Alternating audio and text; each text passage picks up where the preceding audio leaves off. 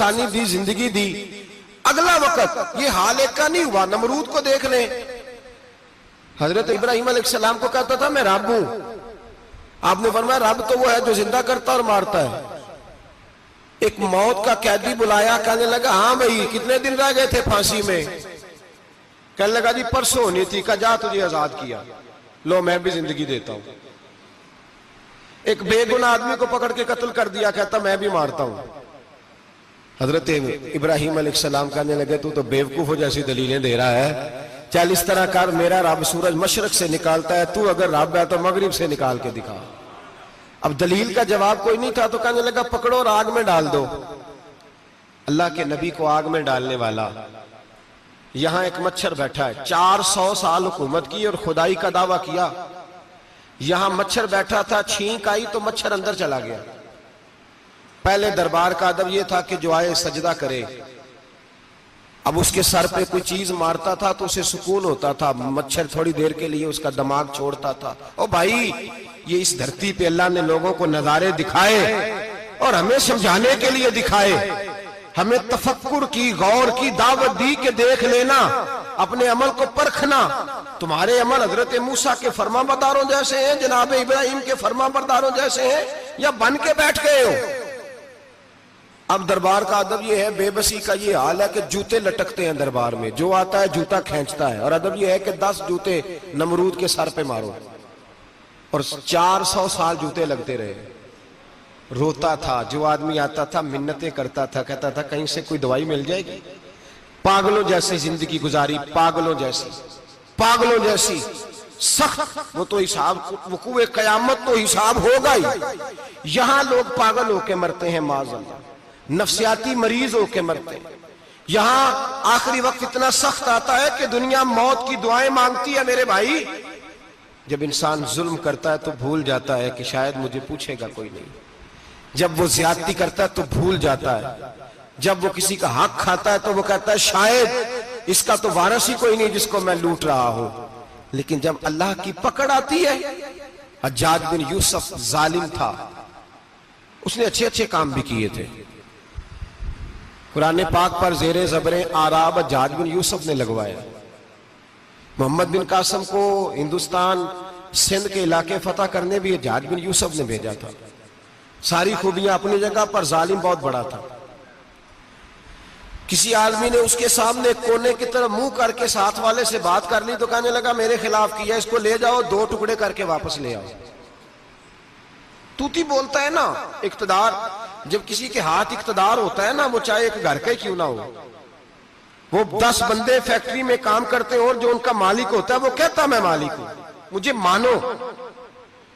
जब तू साहिब इक्तदार होता है ना, जब तू सुसर बन के बैठता है और किसी गरीब घर की बहू आती है 2-4, तो कहता मेरा इक्तदार होना चाहिए। जब मैं खांसने लगूं तो हर आदमी के हाथ में टिश्यू पेपर होना चाहिए। जब मैं बोलने लगूं तो बंधे हुए हाथों से हर आदमी जी जी करता हुआ खड़ा होना चाहिए। जिस आदमी का, और ये काम बहू भी करती है कई दफा, वो भी कहती है कि तुम्हें पता नहीं मैं कितना लंबा थोड़ा जहेज लेके आई हूं। जब मैं सोने के लिए अपने बेडरूम में जाऊं तो खबरदार बूढ़े बाबे को इजाजत नहीं कि वो खांसे। अम्मा को चाहिए कि अगर उसको बड़ी सख्त प्यास भी लगी है तो मेरे सोते सोते बावर्ची खाने में बर्तन ना खटखटाए। जो जहां भी जिस स्टेज पे भी बैठता है वो कहता है कोई नहीं मुझे पूछने वाला, मैं मुतले को लेनान हूं। जवान बूढ़ों का मजाक उड़ाते हैं, समझते हैं शायद कभी बूढ़े नहीं होना, मजाक उड़ाते हैं। तंदुरुस्त लोग बीमारों का मजाक उड़ाते हैं, शायद कभी बीमार नहीं होना। हज्जाज बिन यूसुफ जालिम था, जुल्म करता था, ज्यादती करता था। हजरत सईद बिन जुबैर एक ताबी बुजुर्ग थे, इतने बड़े बुजुर्ग थे कि सारी रात नमाज पढ़ते थे, सारा साल रोजा रखते थे। एक दिन उन्होंने मिंबर पे बैठ के कहा कि हज्जाज जुल्म से बाज आ जाए वरना अल्लाह की लाठी बड़ी बेआवाज है। अल्लाह की लाठी, इसका क्या मतलब होता है? इसका मतलब है जब रब की लाठी चलती है तो उसकी आवाज जी, उसका पहले कोई पैगाम, वो पहले ऐलान नहीं करता कि तगड़े हो जाओ लाठी चलने लगी है। लाठी चलती है पर उसकी आवाज, समझ आ रही है मेरी बात की? जुमातुल विदा के लिए तशरीफ लाने वाले आवाम खास गौर फरमाइएगा। हज्जाज बिन यूसुफ को पता चला कि हजरत सईद बिन जुबैर ने मेरे खिलाफ बात की, बुला लिया। कहने लगा तूने मेरे खिलाफ बात की है? फरमाने लगे की है। कहने लगा तुझे पता है मैं कत्ल कर दूंगा? आप फरमाने लगे ना तू जिंदगी का मालिक है ना मौत का मालिक है, तू कैसे कत्ल कर? कहने लगा तुझे पता है मेरा? फरमाया मैंने तुझे नहीं, मैंने तो कई शद्दाद, कई हम्माद, कई कारून, कई फिरौन, कई नमरूद देखे, कईयों की दास्तानें सुनी, तू कौन है? तू तो छोटा सा है। एक जुमला है मुल्ला जलालुद्दीन रूमी का, बड़े दरवेश थे, एक बात कह गए। कहने लगे नमरूद जितने पैसे नहीं, फिरौन जितनी हुकूमत नहीं, कारून जितनी दौलत नहीं, वरना फरमाने लगे मेरे जमाने में भी कई लोगों का खुदा बनने को दिल करता है, कई लोगों का दिल करता है, लेकिन नमरूद जितने पैसे, फिरौन जितनी ताकत और कारून जितनी दौलत नहीं, वरना हो सकता है लोग दावा कर जाए माज़अल्लाह सुम्मा माज़अल्लाह। ये आज से कई सौ साल पहले वो कह रहे हैं, आज तो हालात बड़े अबतर है, उसकी निस्बत खतरनाक। फरमाने लगे हजरत सईद बिन जुबैर तू जिंदगी मौत का मालिक नहीं। कहने लगा पकड़ो, कत्ल करो इसे, ले जाओ। जब पकड़कर खींच कर ले जा रहे थे ना, तो हजरत सईद बिन जुबैर मुस्कुराने लगे। अब जालिम के सामने मुस्कुराए तो उसको बड़ा गुस्सा आया, ये मेरा मजाक उड़ाता है। बुला लिया, इधर आओ, क्यों मुस्कुरा रहे हो, क्या हुआ? तो हजरत सईद बिन जुबैर कहने लगे मैं मुस्कुरा रहा हूं तेरी बेवकूफी पर और अपने अल्लाह की दी हुई ढील पर। मैं मुस्कुरा रहा हूं कि या अल्लाह क्या बात है, क्या तेरा शान है, कैसे लोगों को ढील दी हुई है। मैं मुस्कुरा रहा हूं तेरी बेवकूफी पर कि तू समझता है शायद मुझे पूछने वाला कोई नहीं। कहने लगा इसको बाहर ना ले जाओ, मेरे सामने कत्ल करो। ठीक है जी, कत्ल करने लगे तो हजरत सईद बिन जुबैर ने मुंह काबे की जानिब कर लिया। इन्नी वज्जहतु वजही लिल्लज़ी फतरा समावाति वल अर्द हनीफम वमा अना मिनल मुशरिकीन। जब आपने ये आयतें पढ़ी ना कि मैंने मुंह कर लिया है अपने रब की जानिब, करो मुझे कत्ल। कहने लगा नहीं नहीं, इसका मुंह फेरो, काबे की तरफ हो के कत्ल ना हो।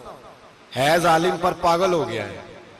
हजरत सईद बिन जुबैर के हौसले ने शिकस्त दे दी, नाकाम हो गया, मकबूतुल हवास हो। कहने लगा इसका मुंह फेर दो।